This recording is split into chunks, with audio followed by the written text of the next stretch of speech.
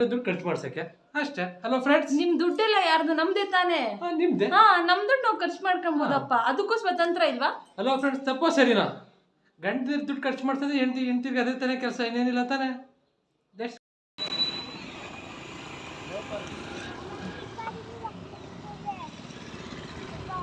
Hello everyone, welcome to my channel Prakruti Madesh vlogs.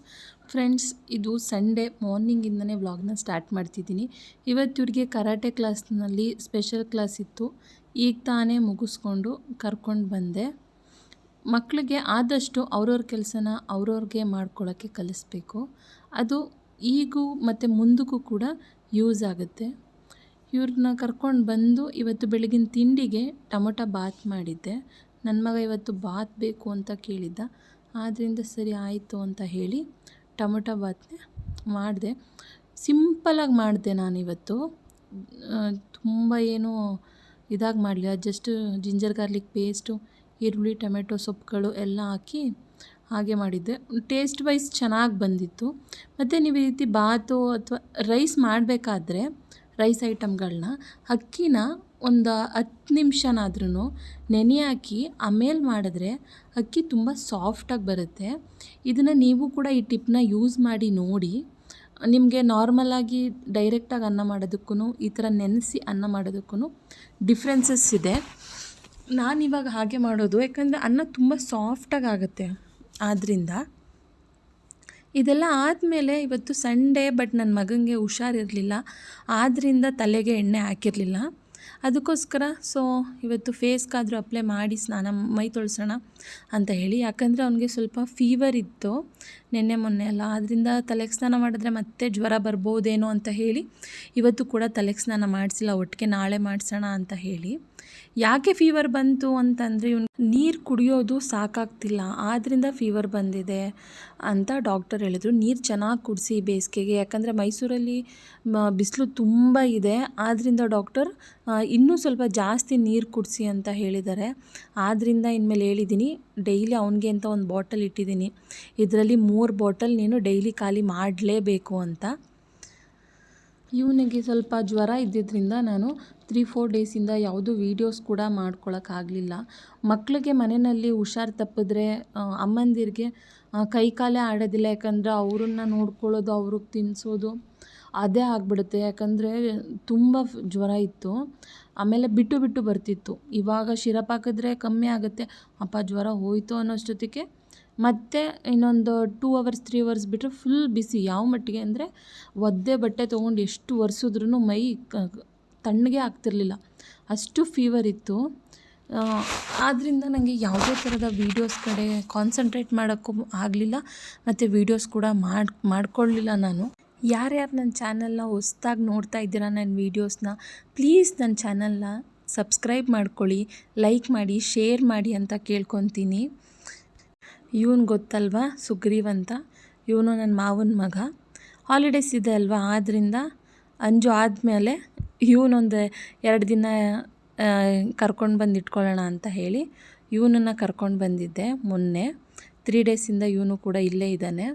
ಮಕ್ಳುಗಳಿಗೆ ಹಾಲಿಡೇಸ್ನಲ್ಲಿ ಈ ರೀತಿ ಮಕ್ಳುಗಳ ಜೊತೆ ಬೆರೆತು ಆರಾಮಾಗಿ ಆಡೋಕ್ಕೆ ಬಿಡ್ತೀನಿ. ನಾನು ಯಾವುದೇ ಥರದ ಕ್ಲಾಸ್ಗಳಿಗಾಗಲಿ ಅಥವಾ ಸಮ್ಮರ್ ಕ್ಯಾಂಪ್ಗಾಗಲಿ ಹಾಕೋಕ್ಕೆ ಹೋಗಲ್ಲ. ಯಾಕಂದರೆ ಅಜ್ಜಿ ಮನೆ, ಚಿಕ್ಕಮ್ಮಂದಿರ ಮನೆ, ದೊಡ್ಡಮ್ಮನ ಮನೆ ಅಂತ ಆರಾಮಾಗಿರಬೇಕು ಮಕ್ಳುಗಳು ಈ ಟೈಮಲ್ಲಿ. ಆದ್ದರಿಂದ ನಾನು ನನ್ನ ಮಗನ ಆ ಥರ ಯಾವುದಕ್ಕೂ ಕೂಡ ನಾನು ಜಾಯಿನ್ ಮಾಡಿಲ್ಲ. ಇದೆಲ್ಲ ಆದಮೇಲೆ ನನಗೆ ಮಧ್ಯಾಹ್ನ ಒಂದು ಫಂಕ್ಷನ್ ಇತ್ತು. ಆದ್ದರಿಂದ ಫಂಕ್ಷನ್ಗೆ ರೆಡಿಯಾಗಿ 3 ಜನನೂ ಹೊರಟ್ವಿ.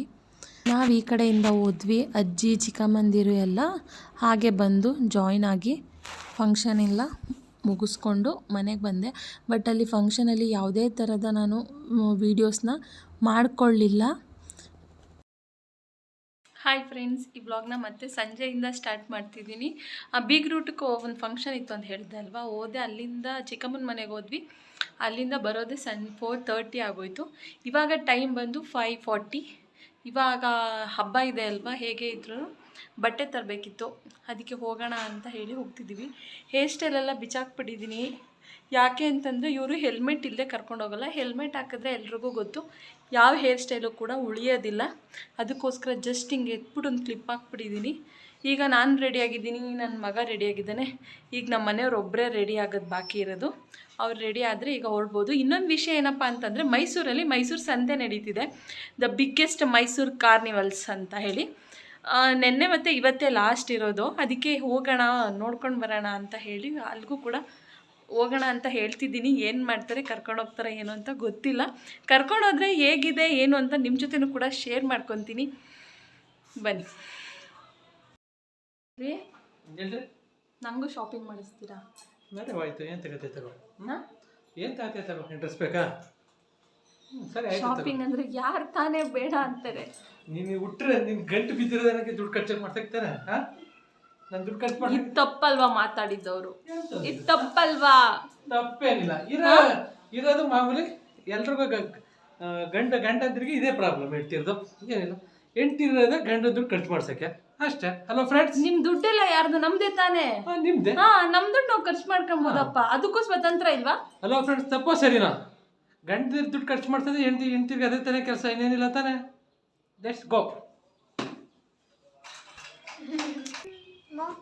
ಅವ್ರು ಹೇಳಿದ ತಪ್ಪಲ್ವಾ? ಯಾರ್ಯಾರಿಗೆ ತಪ್ಪು ಅನ್ಸುತ್ತೋ ಅವರೆಲ್ಲ ಕಮೆಂಟ್ ಮಾಡಿ ನೋಡೋಣ ಎಷ್ಟು ಜನ ಕಮೆಂಟ್ ಮಾಡ್ತೀರಾ ಅಂತ. ನನ್ನ ಕಡೆ ನಮ್ಮ ಫ್ರೆಂಡ್ಸ್ ನನ್ನ ಕಡೆ ಕನೆಕ್ಟ್ ಮಾಡಿ, ಇವ್ರ ಕಡೆ ಇವ್ರು ಕಮೆಂಟ್ ಮಾಡಿ, ನೋಡೋಣ ಎಷ್ಟು ಕಮೆಂಟ್ ಬರುತ್ತೆ ಅಂತ. ನಮ್ಮ ಅಪ್ಪನ ಕಡೆಯವರು ಲೈಕ್ ಅಂಡ್ ಸಬ್ಸ್ಕ್ರೈಬ್, ನಮ್ಮ ಅಮ್ಮನ ಕಡೆಯವರು ಕಮೆಂಟ್. ಓಕೆ. ಈ ಮಾಲ್ ಮುಂದೆ ದಯವಿಟ್ಟು ಯಾರು ಪಾರ್ಕಿಂಗ್ ಮಾಡಬೇಡಿ. ಈ ಕಾಯ್ಕೊಂಡು ನಿಂತಿರ್ತಾರೆ, ನೀವು ಹಿಂಗೆ 10 ನಿಮಿಷ ಪಾರ್ಕಿಂಗ್ ಮಾಡೋದ್ರೂ ಕೂಡ ನಿಮ್ಮ ಗಾಡಿನ ಲಾಕ್ ಮಾಡಿರ್ತಾರೆ. ನಾವು ಹ್ಯಾಬಿಟೇಟ್ ಮಾಲ್ಗೆ ಬರೋಕ್ಕೆ ಸ್ಟಾರ್ಟ್ ಮಾಡಿ ಕಮ್ಮಿ ಅಂದರೂ 8-10 ವರ್ಷದಿಂದ ಬರ್ತಿದ್ದೀವಿ. ಫಾರ್ ದ ಫಸ್ಟ್ ಟೈಮ್ ನಮ್ಮ ಮನೆಯವರು ಬೇಸ್ಮೆಂಟಲ್ಲಿ ಪಾರ್ಕ್ ಮಾಡಿರೋದು. ಯಾಕೆ ಅಂತಂದರೆ ಲಾಸ್ಟ್ ಟೈಮ್ ನಾನು ಬ್ಲಾಗ್ ನೋಡೋರಿಗೆ ಗೊತ್ತಿರುತ್ತೆ, ಲಾಸ್ಟ್ ಟೈಮು ನೋ ಪಾರ್ಕಿಂಗಲ್ಲಿ ಗಾಡಿ ನಿಲ್ಲಿಸಿ ಫೈನ್ನ ಪೇ ಮಾಡಿದ್ದೀನಿ. ಆದ್ದರಿಂದ ಈಗ ನಮ್ಮ ಮನೆಯವ್ರಿಗೆ ಬುದ್ಧಿ ಬಂದಿದೆ, ಅದಕ್ಕೆ ಬೇಸ್ಮೆಂಟಲ್ಲಿ ಗಾಡಿ ಪಾರ್ಕ್ ಮಾಡಿದ್ದಾರೆ ಇವತ್ತು. ಅಲ್ಲಿಂದ ಮೇಲೆ ಹೋದ್ವಿ. ನಮ್ಮ ಮನೆಯವ್ರಿಗೆ ಹೇಳಿದೆ ನಾನು ಮ್ಯಾಕ್ಸ್ಗೆ ಹೋಗೋಣ ಅಂತ. ಇಲ್ಲ, ಫಸ್ಟು ಟ್ರೆಂಡ್ಸಲ್ಲಿ ನೋಡೋಣ, ಕಲೆಕ್ಷನ್ಸ್ ಟ್ರೆಂಡ್ಸಲ್ಲಿ ಚೆನ್ನಾಗಿರುತ್ತೆ ಅಂತ ಹೇಳಿ ನಾನು ಮ್ಯಾಕ್ಸ್ಗೆ ಹೋಗ್ತಿದ್ದವಳನ್ನ ವಾಪಸ್ ರಿಟರ್ನ್ ಟ್ರೆಂಡ್ಸಿಗೆ ಕರ್ಕೊಂಡೋದ್ರು. ಬಟ್ ಟ್ರೆಂಡ್ಸಲ್ಲಿ ಕಲೆಕ್ಷನ್ ಇಷ್ಟ ಆಗಲಿಲ್ಲ ಅಂತ ಮತ್ತೆ ಅವರು ಮ್ಯಾಕ್ಸಿಗೆ ಬಂದರು. ಟ್ರೆಂಡ್ಸಲ್ಲಿ ವೀಡಿಯೋ ಮಾಡ್ಕೊಳ್ಳೋಣ ಅಂತ ಅಂದ್ಕೊಂಡೆ, ಬಟ್ ಟ್ರೆಂಡ್ಸಲ್ಲಿ ವೀಡಿಯೋ ಅಲೋ ಇಲ್ಲ ಅಂತಂದರು. ಆದ್ದರಿಂದ ಟ್ರೆಂಡ್ಸ್ ಒಳಗಡೆ ನಾನು ಯಾವುದೇ ಥರದ ವೀಡಿಯೋನ ಮಾಡ್ಕೊಂಡಿಲ್ಲ. ಮ್ಯಾಕ್ಸಲ್ಲಿ ನನ್ನ ಮಗ ಹೇಳ್ತಿದ್ದಾನೆ, ನನಗೆ ಅಂತ ಶಾಪಿಂಗಿಗೆ ಬಂದು ಬರೀ ನೀವೇ ಮಾಡ್ಕೊತಿದ್ದೀರಲ್ಲ ಶಾಪಿಂಗು, ನನಗೆ ಯಾವಾಗ ಮಾಡ್ತೀರಾ ಅಂತ ಕೇಳ್ತಾ ಇದ್ದಾನೆ ನನ್ನ ಮಗ. ಸೊ ಅಂತೂ ಇಂತೂ ಶಾಪಿಂಗೆಲ್ಲ ಮುಗಿಸಿ ಬಿಲ್ಲಿಂಗ್ ಮಾಡಿಸ್ತಿದ್ದಾರೆ. ಏನೇನು ಶಾಪ್ ಮಾಡಿದೆ ಅಂತ ನಾನು ಮನೆಗೆ ಬಂದಮೇಲೆ ನಿಮ್ಗಳ ಜೊತೆ ಶೇರ್ ಮಾಡ್ಕೊತೀನಿ. ಶಾಪಿಂಗೆಲ್ಲ ಮುಗಿಸ್ಕೊಂಡು ನಾವು ಹೇಳಿದ್ದೆ ಅಲ್ವಾ, ಮೈಸೂರು ಸಂತೆ ದ ಸಮ್ಮರ್ ಕಾರ್ನಿವಲ್ಸ್ ಅಂತ ಹೇಳಿ ಇದು ಮಾಡಿದ್ದಾರೆ. ಇದು ಸ್ಯಾಟರ್ಡೆ ಸಂಡೇ ಮಾತ್ರ ಇದ್ದಿದ್ದು. ಟಿಕೆಟ್ ಬಂದು 60 ರೂಪೀಸ್ ಪರ್ ಪರ್ಸನ್ ಇತ್ತು. ಲಾಸ್ಟ್ ಟೈಮ್ 50 ರೂಪೀಸ್ ಇತ್ತು, ಈ ಸತಿ 60 ರೂಪೀಸ್ ಮಾಡಿದ್ದಾರೆ ಪರ್ ಪರ್ಸನ್ಗೆ. ಸ್ವಲ್ಪ ಕಾಸ್ಟ್ಲಿ ಆಯಿತು ಅಂತಲೇ ಅನಿಸ್ತು. ಬಟ್ ಏನು ಮಾಡೋಕ್ಕಾಗಲ್ಲ, ಮೈಸೂರಲ್ಲಿ ಈ ಥರ ಸಿಗೋದೇ ಅಪರೂಪ, ಈ ಥರ ಎಕ್ಸಿಬಿಷನ್ಗಳಾಗಲಿ ಅಥವಾ ಈ ಥರ ಆಗಲಿ. ಆದ್ದರಿಂದ ಜನಗಳು ಏನು ಮಾಡೋಕ್ಕಾಗಲ್ಲ, ಕೊಟ್ಟು ಹೋಗ್ತಾರೆ. ಬಟ್ ಇಲ್ಲಂತೂ ಕಾರ್ಗಳಂತೂ ಸಕ್ಕತ್ತಾಗಿತ್ತು. ನನ್ನ ಮಗ ಈ ಕಾರ್ ತಗೊಳ್ಳೋಣ, ಆ ಕಾರ್ ತೊಗೊತೀನಿ ನಾನು ದೊಡ್ಡವನಾದಮೇಲೆ ಅಂತ ಹೇಳಿ ಎಕ್ಸ್ಪ್ಲೈನ್ ಮಾಡ್ತಿದ್ದ. ಮತ್ತು ಎಲೆಕ್ಟ್ರಿಕ್ ಬೈಕ್ಗಳಿರ್ಬೋದು ಮತ್ತು ಬುಲೆಟ್ ಗಾಡಿಗಳು ಎಲ್ಲ ಚೆನ್ನಾಗಿತ್ತು. ನನ್ನ ಮಗನಿಗೆ ಲೈಫಲ್ಲಿ ಅವನೇ ದೊಡ್ಡವನಾಗಿ ನಾನೇ ತೊಗೊತೀನಿ ಬುಲೆಟು, ನೀವು ಯಾರು ನನಗೆ ತೊಗೊಳೋದು ಬೇಡ ಅಂತ ಹೇಳ್ತಿದ್ದ. ಅದನ್ನು ಕೇಳಿ ನಗಬೇಕೋ ಅಥವಾ ಖುಷಿ ಪಡಬೇಕೋ ಏನೂ ಅರ್ಥ ಆಗಲಿಲ್ಲ ನನಗೆ. ಯಾಕಂದರೆ ಅವ್ನು ಈ ಏಜ್ಗೆ ನಾನೇ ದೊಡ್ಡವನಾದ್ಮೇಲೆ ನಾನೇ ತೊಗೊತೀನಿ, ನಾನೇ ಕೆಲ್ಸಕ್ಕೆ ಹೋಗಿ ಅಂತ ಹೇಳ್ತಾನಲ್ಲ, ಅದನ್ನು ಕೇಳಿ ಸ್ವಲ್ಪ ನಗು ಬಂತು ನನಗೆ. ನೆಕ್ಸ್ಟ್ ಅಲ್ಲಿಂದ ಮುಂದೆ ಮೂವ್ ಆದರೆ ಇದು ಸ್ಟಾಲ್ಗಳು ಸ್ಟಾರ್ಟ್ ಆಗುತ್ತೆ. ಸ್ಟಾಲ್ಗಳು ಅಂತಂದರೆ ಇಲ್ಲಿ ಜಾಸ್ತಿ ಇರೋದೇ ಬಟ್ಟೆಗಳು ಮತ್ತು ಸ್ಯಾರೀಸು, ಹೆಣ್ಮಕ್ಳದೇ. ನಮ್ಮನೆಯವ್ರು ಅದೇ ಹೇಳ್ತಿದ್ರು, ನಮ್ಮ ಗಂಡು ಮಕ್ಳುಗಳಿಗೆ ಅಥವಾ ನನಗಾಗಲಿ ನನ್ನ ಮಗನಿಗಾಗಲಿ ಒಂದು ಸ್ಟಾಲ್ ಕೂಡ ಇಲ್ವಲ್ಲ ಇಲ್ಲಿ ಬಟ್ಟೆಗಳಿಗೆ ಅಂತ ಹೇಳಿ. ಆಲ್ರೆಡಿ ನಾವು ಶಾಪಿಂಗ್ ಮುಗಿಸಿ ಇಲ್ಲಿ ಬಂದಿದ್ದರಿಂದ ಯಾವುದೇ ಥರದ ಶಾಪಿಂಗ್ ಕೂಡ ಮಾಡಲಿಲ್ಲ. ಬಟ್ ಇನ್ನೊಂದೇನಪ್ಪ ನನಗನ್ಸಿದ್ದು ಅಂತಂದರೆ ಎಲ್ಲ ಸ್ವಲ್ಪ ಕಾಸ್ಟ್ಲಿ ಅಂತ ಅನ್ನಿಸ್ತು. ಬಟ್ಟೆಗಳೂ ಕೂಡ ನನಗೆ ಸ್ವಲ್ಪ ಕಾಸ್ಟ್ಲಿ ಅನ್ನಿಸ್ತು. ಇದು ನನಗೆ ತುಂಬ ಇಷ್ಟ ಆಯಿತು. ಈ ಸ್ಟಾಲ್ ಇಷ್ಟ ಆಯಿತು. ಇದರಲ್ಲಿ ಹಾರಗಳಿರ್ಬೋದು ಅಥವಾ ದೇವ್ರಿಗೆ ಬೇಕಾಗಿದ್ದು ತಿಲಕಗಳು ಎಲ್ಲ ಇತ್ತು, ಚೆನ್ನಾಗಿತ್ತು. ನಾನು ಲಾಸ್ಟ್ ಟೈಮ್ ಬಂದಾಗಲೇ ಇಲ್ಲಿ ತಿಲ್ಕನ ತೊಗೊಂಡಿದ್ದೆ, ಆದ್ದರಿಂದ ಈ ಸತಿ ಏನೂ ಕೂಡ ಪರ್ಚೇಸ್ ಮಾಡಲಿಲ್ಲ. ಜಸ್ಟ್ ಹಾಗೆ ಒಂದು ಸತಿ ನೋಡ್ಕೊಂಡು ಬಂದೆ ಅಷ್ಟೇ. ಅದೇ ಹೇಳಿದ್ನಲ್ವ, ಇಲ್ಲಿ ಜಾಸ್ತಿ ಸ್ಟಾಲ್ಸ್ ಇರೋದೇ ಟಾಪ್ಸ್ಗಳು, ಇಯರಿಂಗ್ಸು, ಸ್ಯಾರೀಸು, ಕಾಟನ್ ಸ್ಯಾರಿ ಮತ್ತು ಇಳ್ಕಲ್ ಸೀರೆ, ಈ ಥರದ್ದು ಸ್ಟಾಲ್ಗಳೇ ಜಾಸ್ತಿ ಇತ್ತು. ಇಲ್ಲಿ ಯಾವುದೋ ಫ್ರೆಶ್ ಬೆಟ್ಟದ ನೆಲ್ಲಿಕಾಯಿ ಜ್ಯೂಸ್ ಅಂತ ಹೇಳಿ ಅಪ್ಪ ಮಗ ಇಬ್ಬರು ತೊಗೊಂಡ್ರು. ಸ್ವೀಟ್ ಒಂದು, ಸ್ಪೈಸ್ ಒಂದು ಅಂತ. ಚೆನ್ನಾಗಿತ್ತು ಟೇಸ್ಟ್ ವೈಸು. ಅದು ಒಗ್ರು ಕೂಡ ಸಿಕ್ತಿತ್ತು. ನಿಮಗೆ ಆಮ್ಲ ಜ್ಯೂಸ್ ಅಂತ ಸಿಗುತ್ತೆ, ಬಟ್ ಅದು ಇಷ್ಟು ಟೇಸ್ಟ್ ಇರಲ್ಲ. ಇದು ಕುಡಿತಿದ್ರೆ ನೆಲ್ಲಿಕಾಯಿ ಜ್ಯೂಸ್ ಟೇಸ್ಟ್ ಹಾಗೆ ಸಿಗ್ತಾಯಿತ್ತು ಮಾತ್ರ. ಚೆನ್ನಾಗಿತ್ತು ಟೇಸ್ಟ್ ವೈಸು. ಸ್ವೀಟ್ ಅಷ್ಟೇನು ಇಷ್ಟ ಆಗಲಿಲ್ಲ ನನಗೆ, ಸ್ಪೈಸಿದು ಚೆನ್ನಾಗಿತ್ತು ನನಗೆ, ಅದು ಇಷ್ಟ ಆಯಿತು. ಬಟ್ ನನ್ನ ಮಗನಿಗೆ ಸ್ವೀಟ್ ಅಂತಲೂ ಕೂಡ ತೊಗೊಂಡ, ಅರ್ಧ ಕುಡ್ದ, ಅರ್ಧ ಆದಮೇಲೆ ಅವ್ನಿಗೆ ಅದು ಕೂಡ ಇಷ್ಟ ಆಗಲಿಲ್ಲ. ಅಲ್ಲಿಂದ ಹಾಗೆ ಮುಂದಕ್ಕೆ ಹೋದ್ವಿ, ಜಸ್ಟ್ ನೋಡ್ಕೊಂಡು ಹೋದ್ವಿ ಅಷ್ಟೇ. ನಿಜವಾಗ್ಲೂ ನಾನೇನು ಶಾಪ್ ಮಾಡಲಿಲ್ಲ. ತಿನ್ನೋದನ್ನು ಮಾತ್ರ ಉದ್ದಕ್ಕೂ ಏನೇನಾದರೂ ತೊಗೊಂಡು ತಿನ್ಕೊಂಡು ಹೋಗ್ತಿದ್ವಿ. ಅಲ್ಲಿ ಯಾವುದು ರಾಗಿದು ಸಂಡಿಗೆ ಇರ್ಬೋದು, ಮತ್ತು ಸೋಯಾದು ಚಿಪ್ಸ್ ಇರ್ಬೋದು. ನಮ್ಮ ಮನೆಯವ್ರಿಗಂತೂ ಈ ಥರ ಹೊರಗಡೆ ಬಂದಾಗ ತಿಂದಂತೆ ಇರೋಕ್ಕಾಗೋದೇ ಇಲ್ಲ ಅವ್ರ ಕೈಲಿ. ಅಪ್ಪ ಮಗ ಇಬ್ಬರೂ ಉದ್ದಕ್ಕೂ ಏನೇನು ಸಿಗುತ್ತೆ ಅದನ್ನು ಟೇಸ್ಟ್ ಮಾಡ್ಕೊಂಡು ಮುಂದಕ್ಕೆ ಹೋಗ್ತಿದ್ರು. ನಾನು ಯಾವ್ಯಾವ ಸ್ಟಾಲ್ ಇದೆ ಏನು ಅಂತ ಹೇಳಿ ನಾನು ನೋಡ್ಕೊಂಡು ಹೋಗ್ತಿದ್ದೆ. ಇದ್ಯಾವುದೋ ಸ್ಟಾಲ್ನಲ್ಲಿ ತುಂಬ ರಶ್ ಇತ್ತು. ಏನಿದು ಸ್ಟಾಲು ಅಂತ ಹೇಳಿ ನಮ್ಮನೆಯವ್ರನ್ನ ಕಳಿಸ್ದೆ, ಅದೇನು ನೋಡ್ಕೊಂಡು ಬನ್ನಿ ಅಂತ. ಅದೇನೋ ಬೀಚ್ ಸೋಡಾ ಅಂತ ಹೇಳಿ ತೊಗೊಂಡು ಬಂದರು. ಈಗ ಕುಡಿದ್ಬಿಟ್ರೆ ಆಮೇಲೆ ಊಟ ಅಲ್ಲೇನು ತಿನ್ನೋಕ್ಕಾಗಲ್ಲ, ಯಾಕಂದರೆ ಸೋಡಾ ಅಲ್ವಾ, ಹೊಟ್ಟೆ ತುಂಬ್ದಂಗೆ ಆಗಿಬಿಡುತ್ತೆ ಅಂತ ಹೇಳಿ ತೊಗೊಂಡು ಹಾಗೆ ಮುಂದಕ್ಕೆ ಹೋದ್ವಿ. ಆಮೇಲೆ ಕುಡಿಯೋಣ, ಇದು ಈಗಲೇ ಕುಡಿಯೋದು ಬೇಡ ಅಂತ ಮಗನಿಗೆ ಹೇಳಿಕೊಂಡು ಮುಂದೆ ಹೋದರು. ಅವರು ಫುಲ್ ಖುಷಿ. ಸ್ಟಾಲ್ಗಳೆಲ್ಲ ಮುಗಿದ್ರೆ, ಅಪ್ಪ ಮುಗಿತಪ್ಪ ನಿನ್ನ ಸ್ಟಾಲ್ಗಳೆಲ್ಲ, ಈಗ ನಮ್ಮದು ಸ್ಟಾರ್ಟ್ ಆಯಿತು ಅಂತ ಹೇಳಿ ಮುಂದಕ್ಕೆ ಹೋದರು. ಫಸ್ಟು ನಮ್ಮ ಮನೆಯವ್ರಿಗೆಲ್ಲೇ ಹೋದರೂ ಫಸ್ಟ್ ಕಣ್ಣಿಗೆ ಬೀಳೋದೇ ಬಜ್ಜಿ. ಅವ್ರಿಗೆ ಬಜ್ಜಿ ತಿಂದಂತೆ ಮುಂದಕ್ಕೆ ಹೋಗೋದೇ ಇಲ್ಲ ಅಂತಾರಲ್ಲ ಹಾಗೆ. ಸೊ ಫಸ್ಟು ಬಜ್ಜಿ ತೊಗೊಂಡ್ರು. ಅಷ್ಟೊತ್ತಿಗೆ ಇಲ್ಲೆಲ್ಲ ಮಕ್ಳುಗಳಿಗೆ ಒಂದಿಷ್ಟು ಆಟಗಳಿತ್ತು, ಬಟ್ ನನ್ನ ಮಗ ಯಾವುದೋ ಏನು ಆಟ ಆಡಲಿಲ್ಲ. ಅವ್ನಿಗೆ ಅಷ್ಟೊಂದೆಲ್ಲ ಏನು ಕ್ರೇಜ್ ಇಲ್ಲ. ಏನಕ್ಕೆ ಅದೆಲ್ಲ ವೇಸ್ಟು ಅಂತಂದರೆ ಅರ್ಥ ಮಾಡ್ಕೊತಾನೆ ಅವನು, ಬೇರೆಯವ್ರ ಮಕ್ಳ ಥರ ಅಲ್ಲ. ಅಲ್ಲಿಂದ ಬಂದು ಇಲ್ಲಿ ಕುಲ್ಚಾ ತಗೊಳ್ಳೋಣ ಅಂತ ಹೇಳಿ ತೊಗೊಂಡು ಟೇಸ್ಟ್ ಮಾಡಿದ್ವಿ. ಚೆನ್ನಾಗಿತ್ತು, ಟೇಸ್ಟ್ ವೈಸ್ ಮಾತ್ರ ತುಂಬ ಚೆನ್ನಾಗಿತ್ತು. ಈ ಕೆಲವೊಂದು ಕಡೆ ನಾನು ಆಹಾರ ಮೇಳದಲ್ಲೆಲ್ಲ ಟ್ರೈ ಮಾಡಿದ್ದೀನಲ್ಲ, ಟೇಸ್ಟೇ ಇಷ್ಟ ಆಗಲ್ಲ ಒಂದೊಂದು ಸತಿ, ಬಟ್ ಇಲ್ಲಿ ಟೇಸ್ಟ್ ಚೆನ್ನಾಗಿತ್ತು ಮಾತ್ರ. ಸ್ವಲ್ಪ ಸ್ಪೈಸಿನೇ ಇತ್ತು ಅಂತ ಹೇಳ್ಬೋದು. ನಾವು ಸ್ಪೈಸಿ ತಿನ್ನೋದ್ರಿಂದ ನಮಗೆ ಸಕ್ಕತ್ತಾಗಿತ್ತು ಅಂತ ಅನ್ನಿಸುತ್ತೆ. ಯಾರು ಸ್ಪೈಸಿ ತಿನ್ನೋದಿಲ್ವೋ ಅವ್ರಿಗೆ ಸ್ವಲ್ಪ ಇದು ಖಾರ ಅಂತಲೇ ಅನಿಸುತ್ತೆ. ಹಾಗಿತ್ತು ಟೇಸ್ಟ್ ವೈಸ್ ಚೆನ್ನಾಗಿತ್ತು. ಇದು ಮೈದಾದಲ್ಲಿ ಮಾಡಿರೋದ್ರಿಂದ ನಾವು ಸ್ವಲ್ಪ ತಿನ್ನೋದು ಕಮ್ಮಿ, ಆದ್ದರಿಂದ ಒಂದನ್ನು ತೊಗೊಂಡು 3 ಜನನೂ ತಿಂದ್ವಿ.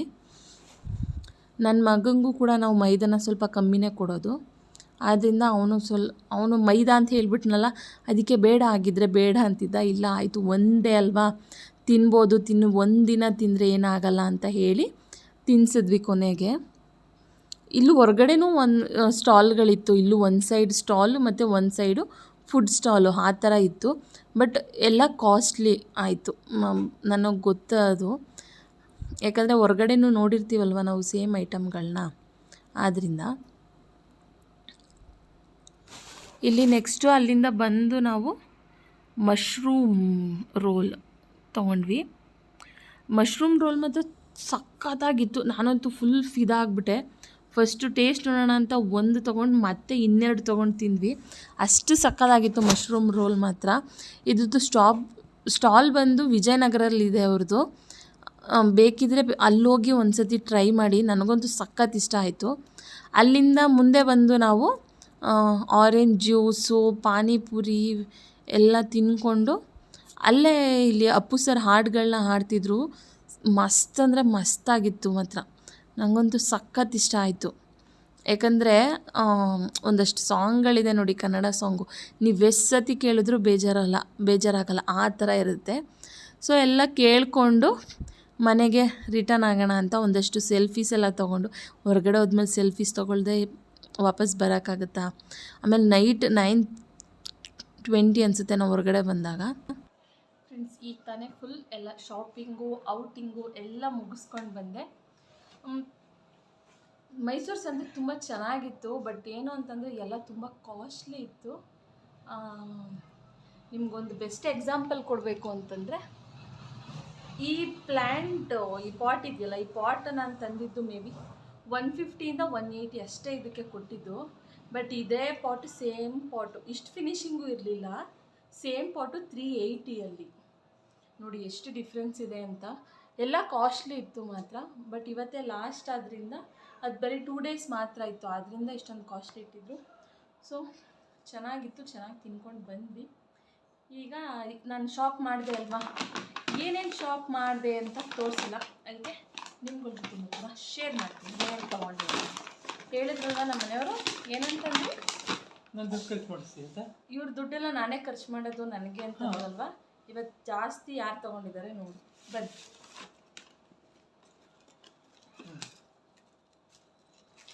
ನಾನು ಇದೊಂದು ಟಾಪ್ ತೊಗೊಂಡೆ. ಟಾಪ್ ಕಣೆ. ಇದು ಪ್ರೈಸ್ ಬಂದು 699 ಇದೆ. ಬಟ್ ಆಫರಲ್ಲಿ 599, ಅದಕ್ಕೆ ತೊಗೊಂಡೆ. ಮ್ಯಾಕ್ಸಿಗೆ ಹೋಗಿದ್ವಿ ಇವತ್ತು ಕೂಡ ಅಷ್ಟೇ ಟ್ರೆಂಡ್ಸ್ಗೆ ಹೋದೆ. ಟ್ರೆಂಡ್ಸಲ್ಲಿ ಕಲೆಕ್ಷನ್ಸ್ ಅಂತೂ ಚೆನ್ನಾಗಿಲ್ಲ, ಅದಕ್ಕೋಸ್ಕರ ಟ್ರೆಂಡ್ಸಲ್ಲಿ ಒಂದೇ ಒಂದು ಟಿ ಶರ್ಟ್ ತೊಗೊಂಡೆ ಅಷ್ಟೇ. ಜಾಸ್ತಿ ಇವತ್ತು ಮ್ಯಾಕ್ಸಲ್ಲೇ ಶಾಪ್ ಮಾಡಿದೆ.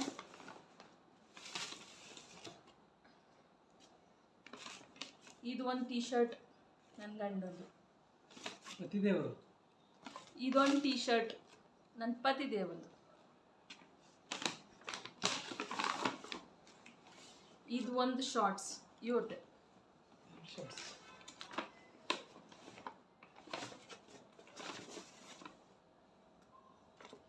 ಇದು ಒಂದು ಟಿ ಶರ್ಟ್ ಇವ್ರದ್ದೆ.